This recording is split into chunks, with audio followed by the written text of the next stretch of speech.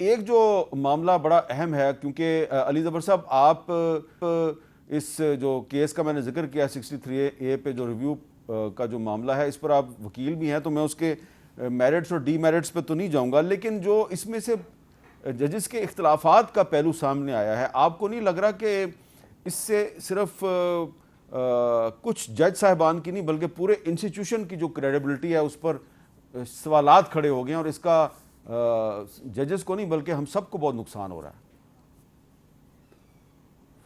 जी बिल्कुल, हामिद मीर साहब आपने दुरुस्त फरमाया। मेरे लिहाज से आइनी बुरहान अपना क्राइसिस तो हमारा है ही, लेकिन एक जुडिशल क्राइसिस भी हमारे सामने है और बहुत संगीन किस्म का जुडिशल क्राइसिस है, जहां मुझे लगता है कि अब इतनी ज़्यादा शिद्दत इख्तियार करता जा रहा है कि ये वही रेपुटेशन ना हो जाए जो आपको याद है एक बार शहजाद अली शाह साहब के ज़माने में हुआ था, जब एक 3 मेंबर बेंच एक तरफ था और बाकी सुप्रीम कोर्ट एक तरफ था, और फिर वो एक फुल कोर्ट बैठा और उसने फिर उसके बाद क्या हुआ वो हम सबको पता है जुडिशल तारीख़ में। लेकिन उस वक्त भी इसी तरह नज़र आए थे एक तरह से टेंशन जजेस के दरमियान, और इस बार भी ये नज़र आ रहे हैं शिद्दत बढ़ती जा रही है। और इसकी वजह ये है कि आपने देखा, सबसे पहले रिकॉर्ड पे है बात, तो रिकॉर्ड की बात कर सकते हैं हम। पहले आपने देखा कि जो एक कमेटी बनाई गई आइन के तहत और कानून के तहत, जिसको सुप्रीम कोर्ट ने अप्रूव भी किया कि एक कमेटी दुरुस्त है, उसमें ऑर्डिनेंस के साथ अमेंडमेंट भी हुई, और उसका सारा का जो जिस्ट है वो ये है कि जो चीफ जस्टिस साहब हैं और सीनियर प्यूनी जज हैं वो उसके मुस्तकिल मेंबर होंगे कमेटी के, और एक नॉमिनेटेड जज उसका मेंबर होगा, और ये 3 लोग मिल के अपनी मुशावरत से कंसल्टेशन के बाद वो फैसला करेंगे कि कौन से बेंच बनने हैं और कौन से केसेस लगने हैं उन बेंचों के सामने। लेकिन हमने देखा कि मंसूर अली शाह साहब ने, जो कि उसके मेंबर थे और उसके नेम्ड मेंबर हैं कानून के मुताबिक, उन्होंने कहा कि मैं इसमें नहीं बैठ सकता, क्योंकि जो तीसरा मेंबर बनाया है चीफ जस्टिस साहब ने वो सीनियर मोस्ट क्यों नहीं है, यानी जस्टिस मुनीब साहब क्यों नहीं हैं, वो आपने उसको स्किप करके तो जस्टिस अमीनुद्दीन साहब को क्यों बना दिया। और उन्होंने उस मीटिंग में वो नहीं बैठे। वो मीटिंग जो हुई उसके मिनट्स भी रिकॉर्ड पे हैं। उस मिनट्स में 3 लोग बैठे सिर्फ, एक चीफ जस्टिस साहब, एक जस्टिस अमीनुद्दीन साहब, और एक जो सेक्रेटरी हैं इस कमेटी की। लेकिन जो तीसरे रुकन थे, जो मेंबर थे, जिसके बगैर ये कमेटी बन ही नहीं सकती, वो नहीं बैठे। और उसकी वजह से हमने देखा कि जब 2 मेंबर्स ने ये बेंच बनाया तो जस्टिस मुनीब साहब ने भी एक ख़त लिखा और उन्होंने कहा कि मैं इस गैर कानूनी ये तो सारी आप जो बैकग्राउंड बता रहे हैं वो एक तरफ है, लेकिन अब तो केस की समाअत शुरू हो गई है। समाअत के दौरान भी ये जो जजेस की लड़ाई है ये चल रही है। मैं जो आपसे पूछना चाह रहा हूं कि जो भी अब फैसला करेगी सुप्रीम कोर्ट, उस पर अमल दरामद तो होगा या नहीं होगा? आप क्या समझते हैं? क्योंकि बहुत पहले हमने देखा सुप्रीम कोर्ट के बहुत से फैसलों पे अमल दरामद नहीं हुआ, तो क्या इस फैसले पे अमल दरामद हो जाएगा? जी देखिए, पहले फ़ैसलों पे अमल दरामद इसलिए नहीं हो रहा क्योंकि जो हुकूमत वक्त है वो नहीं उस पर इम्प्लीमेंट करना चाहती, ना इलेक्शन कमीशन ऑफ पाकिस्तान करना चाहता है, ना जिनके पास इख्तियारात हैं वो अमल दरामद करना चाहते हैं। उनको वो जजमेंट्स पहले जैसी अच्छी नहीं लगी। ये जजमेंट जो है मेरे लिहाज से, मेरा मौक़िफ़ होगा और कल मैं पेश करूँगा, मेरे लिहाज से, और जो रिकॉर्ड पे 2 जज साहिबान का भी ये व्यू है, कम से कम एक जज साहब ने तो राइटिंग में लिख दिया है अपना व्यू कि ये चूँकि गैर कानूनी बेंच है, तो मेरा भी यही मौक़िफ़ होगा।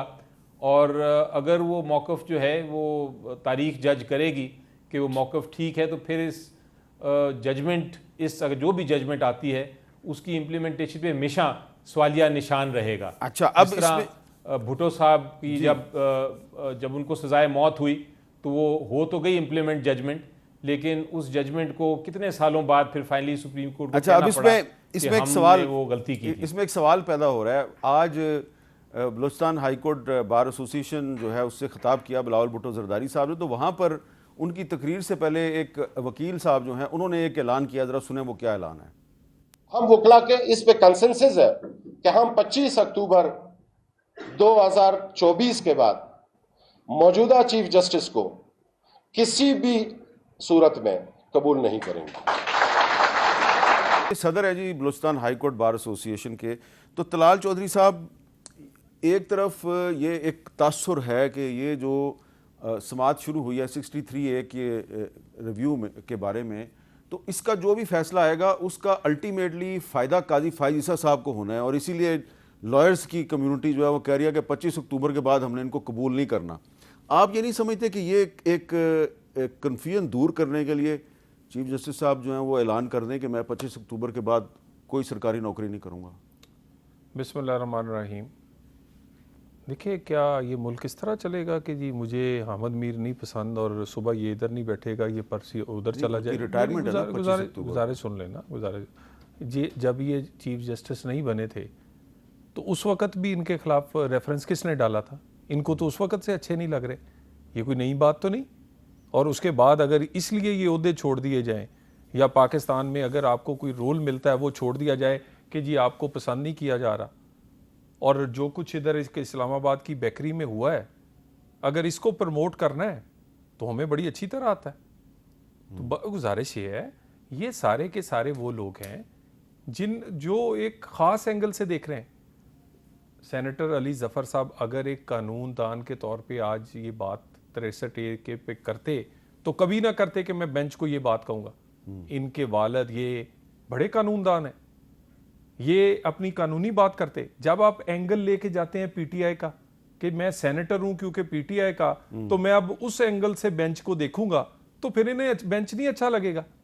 अब बेंच अच्छे वो लगेंगे जो गुड टू सी यू है।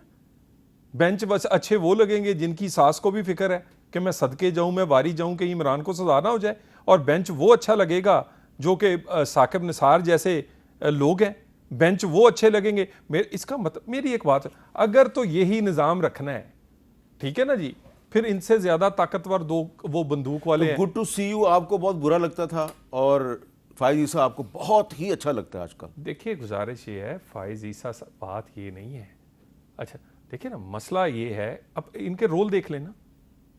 63A पर जो जजमेंट है बंदियाल साहब की, खुदा के लिए मुझे कोई जस्टिफाई कर दे वो। हाँ ठीक है, नहीं एक मिनट, सही कह तो रहे हैं। उनका गुड टू सी यू क्यों उन्होंने इमेज खराब किया इन वजूहात पे? तो जो फायज ईसा साहब ने कहा था कि प्रेसिडेंशियल ऑर्डिनेंस जारी करना पार्लियामेंट की तौहीन है, पार्लियामेंट को ताला लगा दो, तो उसी प्रेसिडेंशियल ऑर्डिनेंस के जरिए वो जब पावर्स लेके जजेस की कमेटी जो है उसमें बंदे अपनी मर्जी के बिठाते हैं, तो फिर उनमें और बंदयाल साहब में क्या फ़र्क है? पार्लियामेंट बड़ी देर सेशन में रही है, दोनों हाउस सेशन में नहीं थे, और उसके बाद अगर कोई ऑर्डिनेंस आया है तो मीर साहब आप फिक्र ना करें, हम इसको पार्लियामेंट से पास करके भेज देंगे। नहीं, आप तो पास करेंगे, लेकिन काजी फायज ईसा साहब जो हैं, जो कहते थे प्रेसिडेंशियल ऑर्डिनेंस जारी करना पार्लियामेंट की तौहीन है, उन्होंने एक प्रेसिडेंशियल ऑर्डिनेंस के जरिए पावर्स ली, और जिस दिन वो ऑर्डिनेंस मंजूर हुआ जुमे के दिन, उसी दिन चंद घंटों के अंदर अंदर उन्होंने बेंच बना दिया। गुजारिश ये है, इंटरम बेसिस पे अगर एक काम हुआ है